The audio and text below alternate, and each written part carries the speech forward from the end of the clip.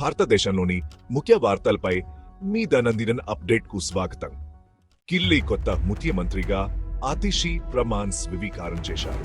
ఇది రాజకీయాల్లో ఒక ముఖ్య పట్టం. గ్రోసరీ డెలివరీ దిగ్గజాలు బ్లింకిట్, జెప్టోలు భారతదేశ్ పోటీ కమిషన్ దృష్టిలో పడ్డాయి. వారి మార్కెట్ పద్ధతులపై దర్యాప్తులు ఎదుర్కొంటున్నాయి. ప్రధాన మంత్రి మోడీ అమెరికాలో క్వాడ్ సదస్సులో పాల్గొనే హ్యూమన్ సమ్మిట్ ఆఫ్ ఫ్యూచర్ను ఉద్దేశించి ప్రసంగించనున్నారు. సెప్టెంబర్ 22 నుండి పశ్చిమ బెంగాల్, సిక్కింలలో భారీ వర్షాలు కురుస్తాయని భారత వాతావరణ శాఖ అంచనా వేసింది.